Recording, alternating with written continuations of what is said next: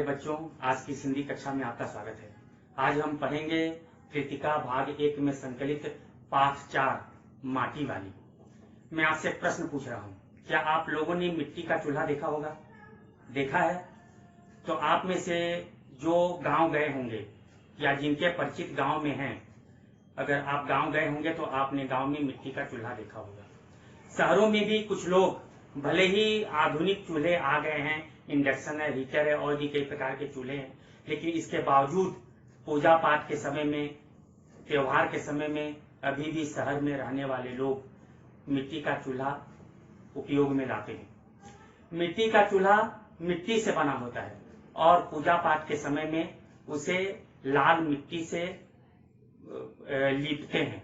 लाल मिट्टी और गोबर मिलाकर उस चूल्हे को लीपा जाता है। गांव में अभी भी जो लोग मिट्टी का चूल्हा उपयोग में लाते हैं, वे मिट्टी के चूल्हे को गोबर और लाल मिट्टी आपस में मिलाकर उस चूल्हे को लीपते हैं।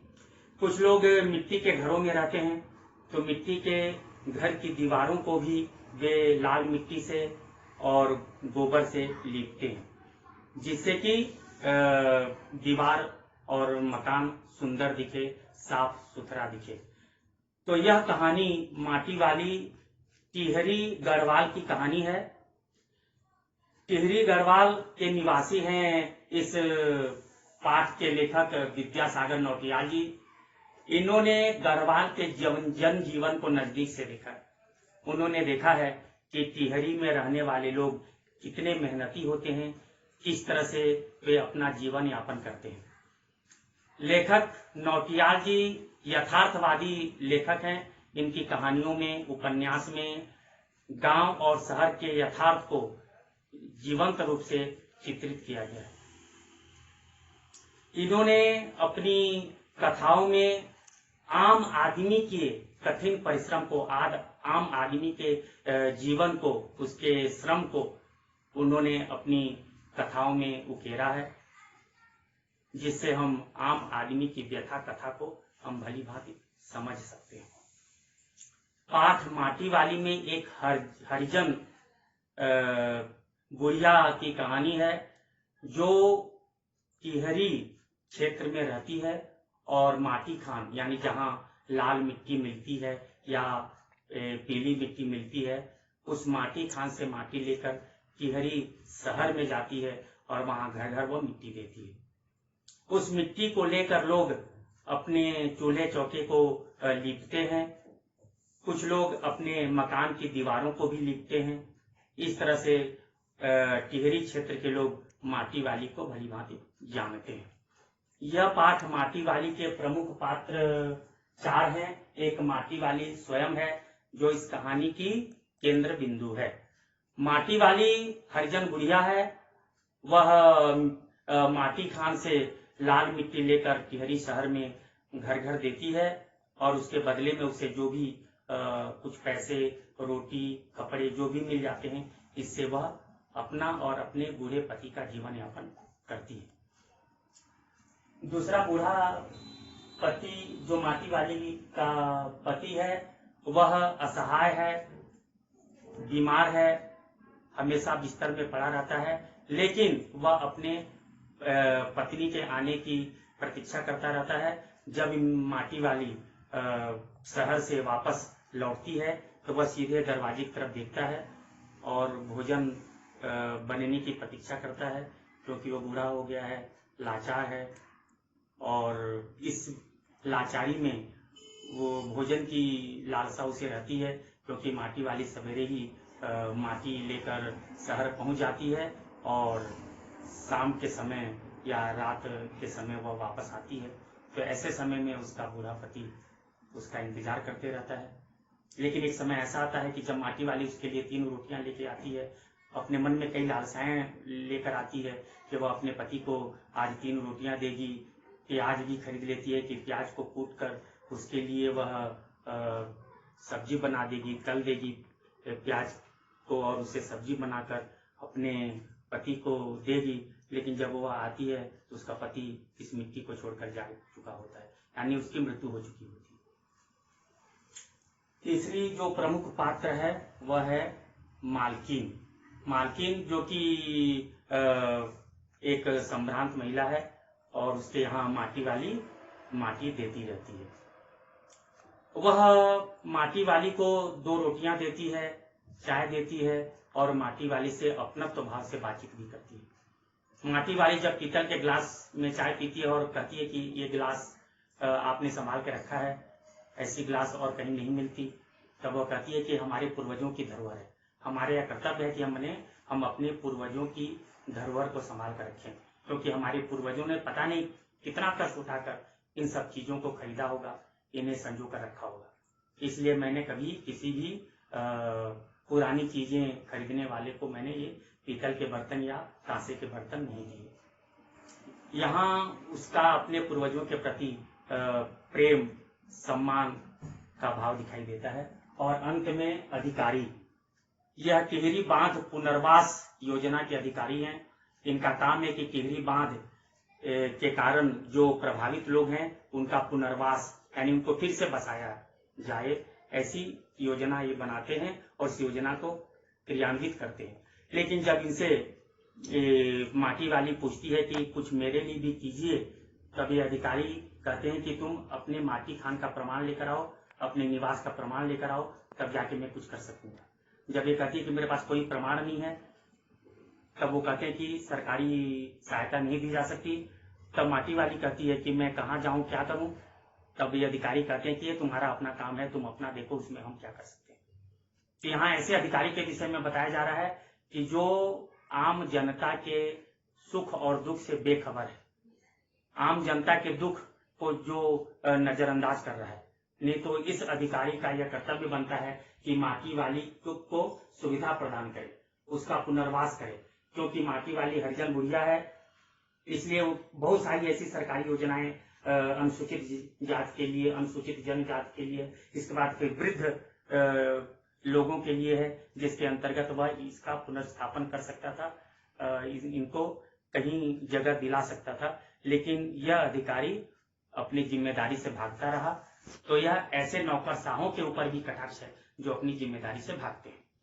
तो इस तरह से इसके 4 प्रमुख पात्र हुए। अब हम इस कहानी के सारांश को समझते हैं। यह कहानी शुरू होती है उत्तराखंड के टिहरी गढ़वाल से, जहां टिहरी क्षेत्र में एक बांध बनने वाला है। उस बांध के बन जाने पर वहां के लोगों को किसी दूसरी जगह पर जाना पड़ेगा, क्योंकि पानी भर जाने के कारण जो निचला क्षेत्र है वह डूब सकता है। ऐसे ही क्षेत्र में एक हरिजन महिला है, बुढ़िया है, सभी उसे माटी वाली के नाम से जानते हैं, क्योंकि वह बुढ़िया माटा खान से, माटा खान यानी जहां पीली या लाल मिट्टी मिलती है, जी खान यानी खदान। तो जहां खदान में कई धातु मिलने के कारण हम लौह खदान, सोने का खदान, पीतल का खदान, तांबे का खदान, कोयले का खदान कहते हैं। उसी तरह जहां लाल मिट्टी मिलती हो या पीली मिट्टी मिलती हो उसे माटा खान कहते हैं। पीली मिट्टी से कई प्रकार की चीजें बनती हैं और उसी तरह लाल मिट्टी से भी घर लिपने और चूल्हा लिपने का काम होता है। पीली मिट्टी से बाल धोने का काम और भी कई चीजें उपयोग में आती। तो यहाँ ये जो माटी वाली है वह माटा खान से लाल मिट्टी लेकर टिहरी शहर में जाती है और वहां लोगों को मिट्टी देती है। लोग उस मिट्टी से अपने चूल्हा चौके को लिपते हैं और 1-2 साल में अपने मकान की भी गोबर लिपाई कर देते हैं, यानी गोबर के साथ लाल मिट्टी को मिला के दीवार की लिपाई कर देते हैं। जिनका घर मिट्टी का बना होता है ज्यादातर वे लोग ऐसा करते हैं। या पूजा पाठ के समय में भी लोग लाल मिट्टी और गोबर को मिला के पूजा स्थल की लिपाई पुताई करते हैं। जब ये माटी वाली शहर में जाती है तो जो पहले से बसे हुए लोग हैं जो इस मिट्टी वाली को तो जानते ही हैं, क्योंकि ये मिट्टी वाली पूरे टिहरी शहर में केवल यह अकेली है और कोई वहां नहीं है। इसलिए सब इस माटी वाली को माटी वाली के नाम से जानते हैं और माटी वाली के नाम से पुकारते हैं। कोई भी इसका असली नाम नहीं जानता। और जो नए किराएदार भी आते हैं वे एक बार इस माटी वाली को देख लें तब इसके ग्राहक बन जाते हैं और इसे मिट्टी लेते हैं। एक बार इसी तरह से यह मिट्टी लेकर शहर में जाती है और सभी को मिट्टी दे रही होती है। तभी 9-10 साल की एक लड़की कामनी आती है और कहती है कि मेरी माँ बुला रही है, हमारे घर आना। इसके बाद मिट्टी वाली कामनी के यहाँ जाती है। कामनी की माँ यानी मालकिन बाहर आती है और एक कोने में मिट्टी डालने का आदेश दे देती है और उसे 2 रोटियां दे देती है। 2 रोटियां देने के बाद जब मालकिन रसोई घर में चली जाती है, तब माटी वाली क्या करती है कि अपने सिर के ऊपर जो डिल्ला रखी रहती है, कपड़े का डिल्ला यानी कपड़े को मोड़कर अपने सिर पर रखती है, उसके ऊपर जो कनस्तर होता है, टीन का कनस्तर, उसमें मिट्टी भर के अपने सिर के ऊपर में वो रख लेती है। गांव वाले, शहर वाले उसे कंटर समझते हैं और उसे कनस्तर कहा जाता है। आप लोगों ने देखा होगा सरसों तेल या किसी भी तेल को रखने के लिए टीन का कनस्तर होता है।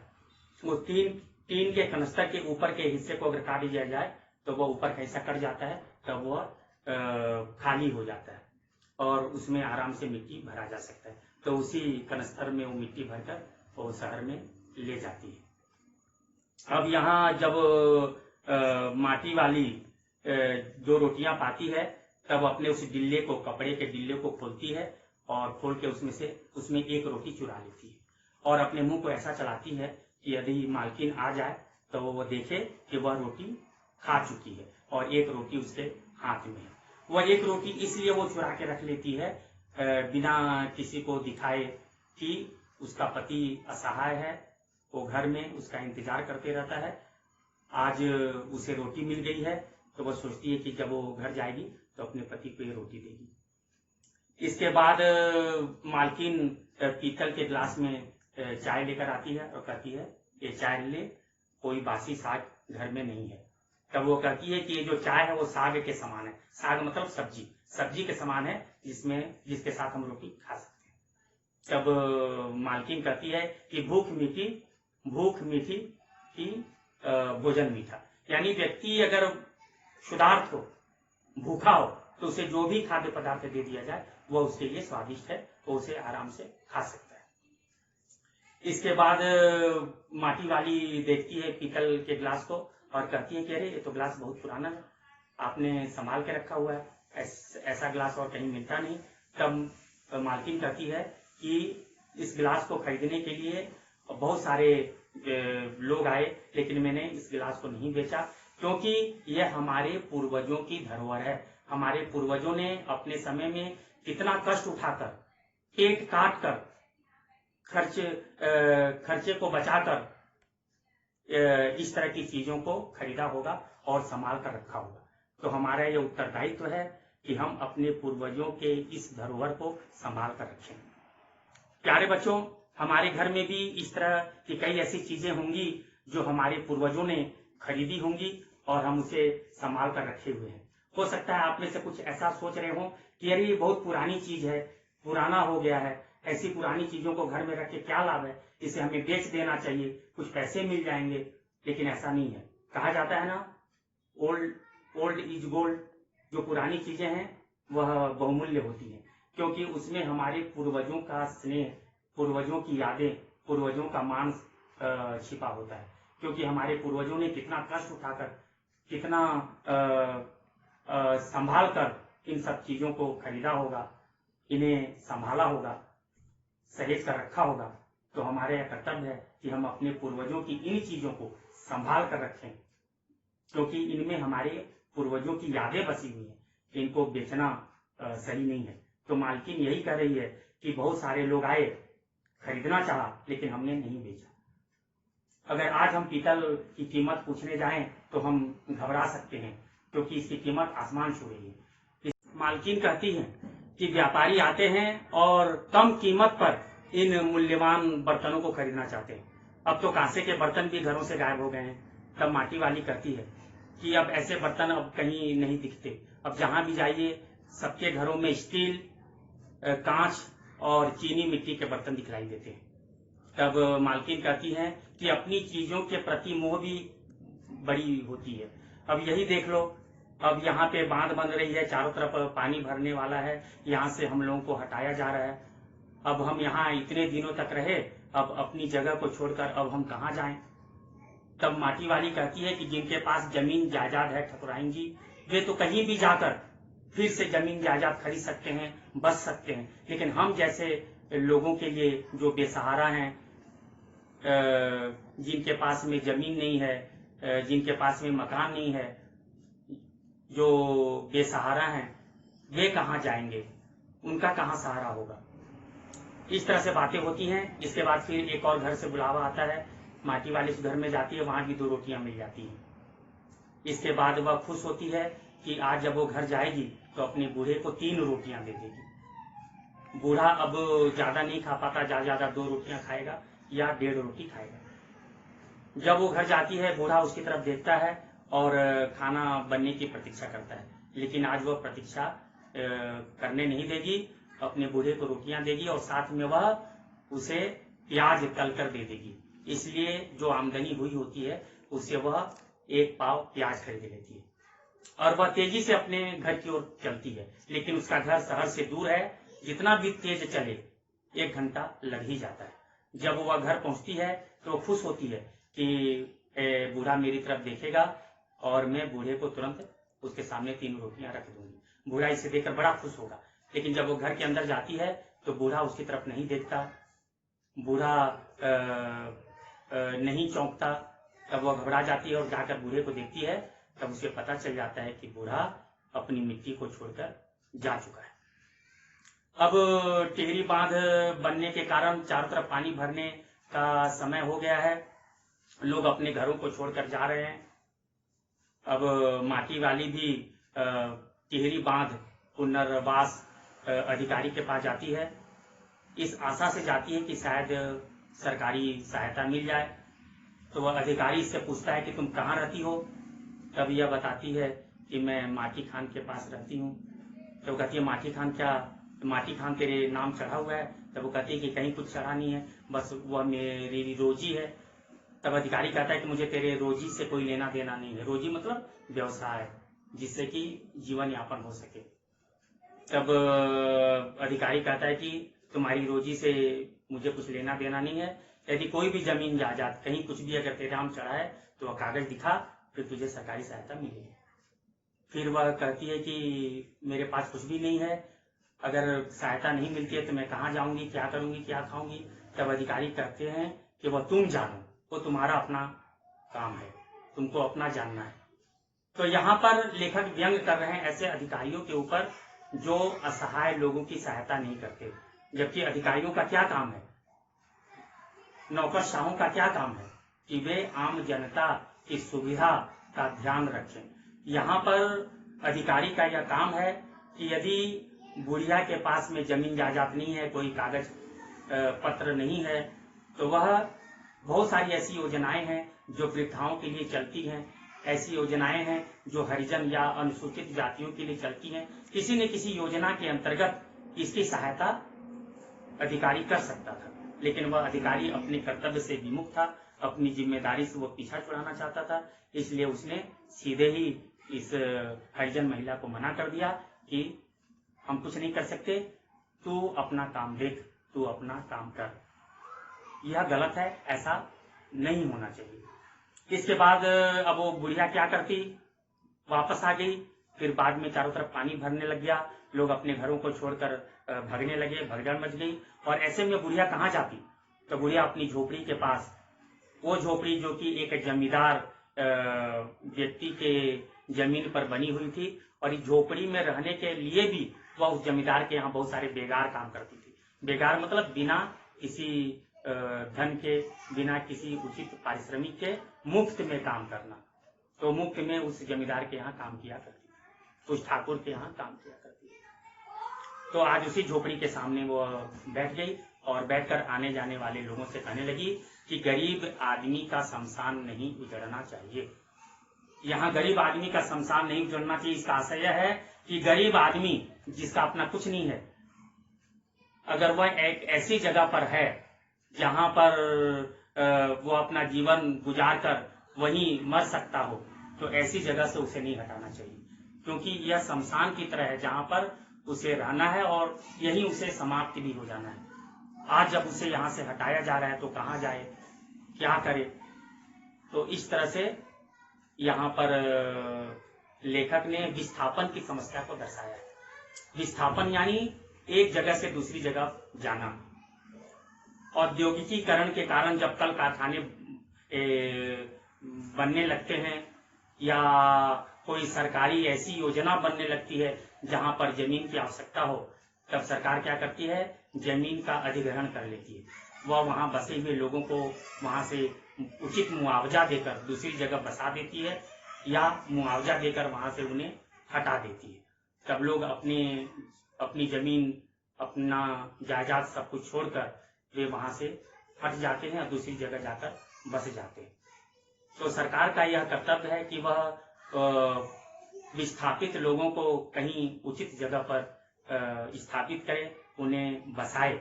लेकिन ज्यादातर ऐसा नहीं होता।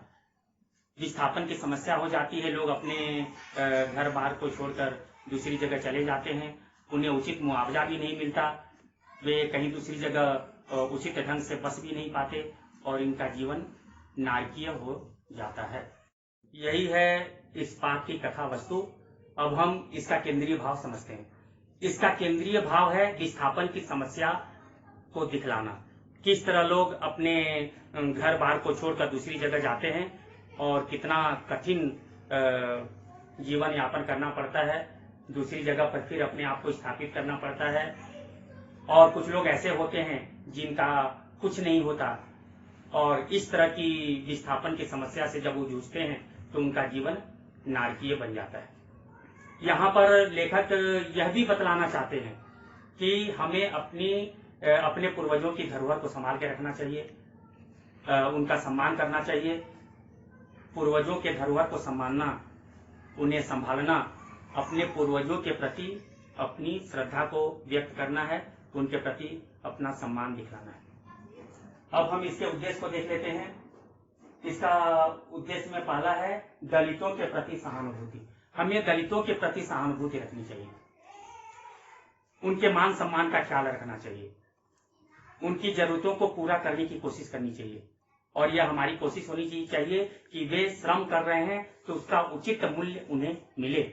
जैसा कि ये बुढ़िया हरिजन महिला है, वह कठिन परिश्रम करती है और उसका उचित मूल्य भी उसे नहीं मिल पाता। अगर उसे उसका उचित मूल्य मिलता तो उसकी अपनी जमीन होती, अपना मकान होता और इस टिहरी बांध के समय में वह उस जमीन के कागज को पुनर्वास अधिकारी को दिखलाकर कुछ मुआवजा प्राप्त कर सकती थी, लेकिन ऐसा उसके साथ नहीं हो पाता है। इसके बाद विस्थापन की समस्या तो है, हमें विस्थापित लोगों के प्रति सहानुभूति होनी चाहिए, सहानुभूति दिखानी चाहिए कि वे एक जगह से दूसरी जगह आए हुए हैं, उन्होंने अपने जड़ को छोड़ा है। तो ऐसे विस्थापित लोगों के प्रति सरकार को, समाज को सहानुभूति दिखलाने की आवश्यकता है। इसके बाद है पूर्वजों की धरोहर को संभाल कर रखना। जैसा कि मैंने कई बार कहा है, हमें अपने पूर्वजों के प्रति श्रद्धा भाव रखनी चाहिए। उनके खरीदे हुए वस्तु को पुराना समझकर उसे कौड़ी के भाव में नहीं बेच देना चाहिए, बल्कि उसे संभाल कर रखना चाहिए, क्योंकि उसमें हमारे पूर्वजों का श्रम, उनका अपना मान उस वस्तु में है और उन वस्तुओं को संभालना, उनके प्रति श्रद्धा भाव दिखलाना है। इसके बाद है सरकारी कार्य में पारदर्शिता। सरकारी अधिकारियों का भी यह कर्तव्य है कि वे आम जनता के सुख दुख को अनुभव करें, आम जनता के दुख को समझें और उसे दूर करने की कोशिश करें। यहाँ पर पुनर्वास अधिकारी चाहते तो उस बुढ़िया को वृद्धा योजना के अंतर्गत या अनुसूचित जाति के अंतर्गत कई योजनाएं जो चल रही हैं, उनके अंतर्गत किसी न किसी योजना के द्वारा उसे लाभ पहुंचा सकते थे, लेकिन उन्होंने अपने कर्तव्य का सही निर्वाह नहीं किया और उस बुढ़िया को उसके ही हाल में छोड़ दिया, जिससे बेचारी अपनी झोपड़ी के सामने बैठी लोगों से हमेशा यही कहती रही कि गरीब लोगों का शमशान नहीं उजड़ना चाहिए। जबकि सरकारी अधिकारी का यह कर्तव्य था कि वह उस गुड़िया को सही सहायता पहुंचाते, लेकिन ऐसा उन्होंने नहीं किया। तो इस तरह से इस पाठ के आधार पर हम यह कह सकते हैं कि विद्यासागर नौटियाल जी ने आम जनता के दुख को, उसके कष्टों को जीवंत चित्रित किया है। प्यारे बच्चों, मुझे पूरा विश्वास है कि आप इस पाठ को भली भांति समझ गए होंगे। इससे संबंधित कोई भी प्रश्न आए आप उसका उत्तर आसानी से दे सकते हैं। इसमें 3 प्रश्न ऐसे हो सकते हैं जो पूछे जा सकते हैं। पहला प्रश्न यह है कि माटी वाली का चरित्र चित्रण कीजिए, यानी माटी वाली के चरित्र चित्रण को दिखाना है, क्योंकि माटी वाली कैसी थी, उसका स्वभाव कैसा था, किस तरह से अपने पति को प्रेम करती थी, किस तरह से वह पुरानी चीजों के प्रति सम्मान का भाव रखती थी और किस तरह से वह कठिन परिश्रम करती थी। इसके बाद विस्थापन की समस्या को उजागर करना और आम व्यक्ति के जनजीवन को चित्रित करना। मुझे पूरा विश्वास है कि आप इन प्रश्नों का उत्तर आप भली भांति दे सकते हैं। धन्यवाद।